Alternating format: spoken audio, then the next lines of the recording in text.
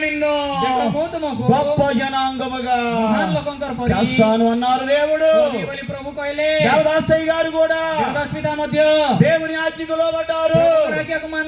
తన వయసు వైపు చూడలా, ధనము వైపు చూడలా, లోకము వైపు చూడలా, దేవుని ఆజ్ఞకు లోబడ్డారు.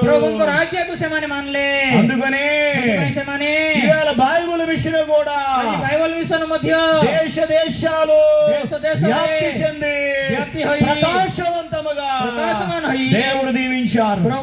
అందరూ చప్పట్లు కొట్టి దేవుని మహిమ పరుద్దాం. చప్పట్లు కొట్టి దేవుని మహిమ పరుద్దాం. దేవునికి మరణాత గమనించారా? దేవుని ఆజ్ఞకు లోబడితే 38వ సంవత్సరములో దైవజనులు దేవదాసయ్య గారు ఒక్కరే ఉన్నారు. కానీ ఈ 87వ మహోత్సవములోనికి చూస్తే లక్షలాది మందిని దేవుడు తన నివాస స్థలములోనికి చేర్చుకున్నారు. దేవుని ఆజ్ఞకు లోబడితే ఎంత ప్రకాశవంతమైన ఆశీర్వాదాలను మేలులను మనం రూఢిగా ఇవాళ చూస్తున్నాం. ఈ 87వ సభలను బట్టి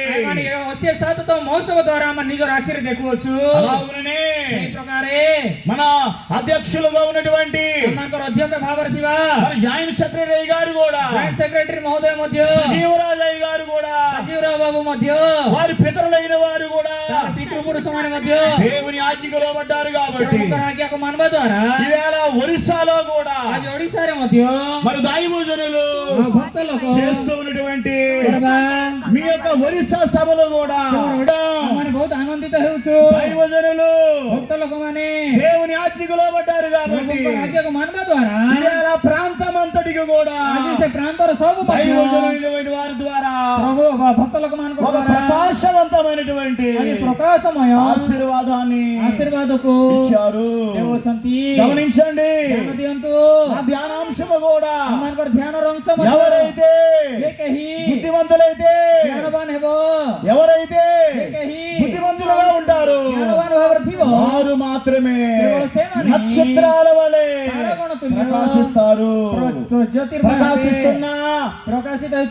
దేవుణ్ణి వెరగాలి.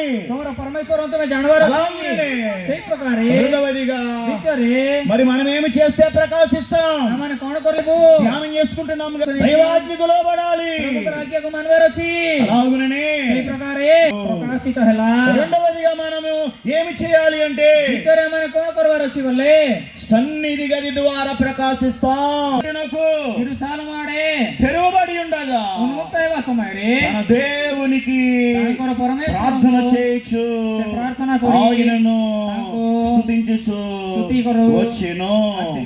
ప్రియమైన దేవుని సంఘమా, దానియేలు గారు ముగ్గురు యవనస్తులు కూడా ప్రకాశించడానికి ప్రధానమైన కారణాలలో ఒకటి ముఖ్య దైవాజ్ఞకు లోబడ్డారు. రెండవదిగా వారింటి మీద ఏముంది? సన్నిధి గది ఉంది. మీ అందరికి గృహాలున్నాయా? మీ అందరికి నివాసాలున్నాయా? దానియేలు ఇంటి మీద ఒక సన్నిధి గది ఏర్పాటు చేసుకున్నారు. సన్నిధి నిర్మాణ దేవుడు మీకు విలువైనటువంటి బంగళాలు ఇచ్చాడా? విలువైనటువంటి నివాసాలు ఇచ్చాడా?